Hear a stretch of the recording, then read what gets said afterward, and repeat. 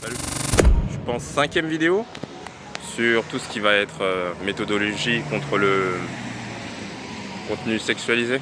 On va dire ça comme ça. J'ai pas envie de me faire strike, on sait jamais. Déjà, il faut savoir que ces vidéos, à quoi elles sont censées te servir?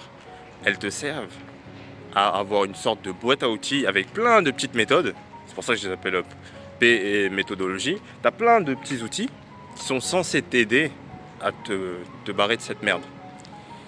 Et l'outil du jour, ça va être encore une fois une connaissance. À chaque fois, les outils, c'est souvent des connaissances qui est même importante tout court. Parce que si tu sais pas comment fonctionne ton cerveau, tu vas juste rentrer dans un cercle vicieux et tu auras l'impression que c'est impossible. C'est même limite impossible sans le savoir.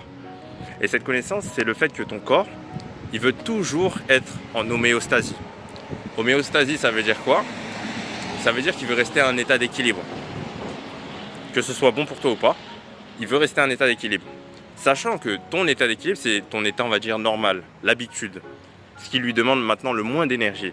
Ton état d'équilibre actuel par rapport à cette problématique, ça va être justement de consommer ce contenu. C'est ton état d'équilibre. Donc ton corps, si tu essayes de lui enlever, il va tout faire pour essayer de revenir à cet état-là. Donc tu comprends déjà dans un premier temps pourquoi ça peut te poser problème. Ensuite, l'idée du coup, c'est quoi? Maintenant que tu sais ça, il veut toujours revenir à un état d'équilibre. C'est de créer un nouvel état d'équilibre. Comment tu crées ce nouvel état d'équilibre?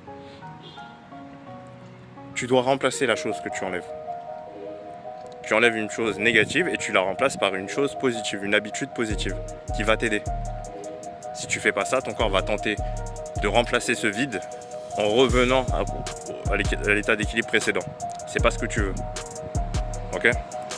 Donc, le conseil du jour, petite vidéo, c'est vraiment de remplacer ta mauvaise habitude par une bonne habitude.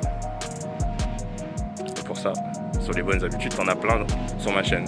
Donc maintenant, c'est à toi de trouver la bonne habitude que tu peux remplacer, qui peut être... essaye de faire en sorte que ça remplace, on va dire, systématiquement la chose. Et si tu y arrives, normalement, tu n'auras aucun problème. Ok?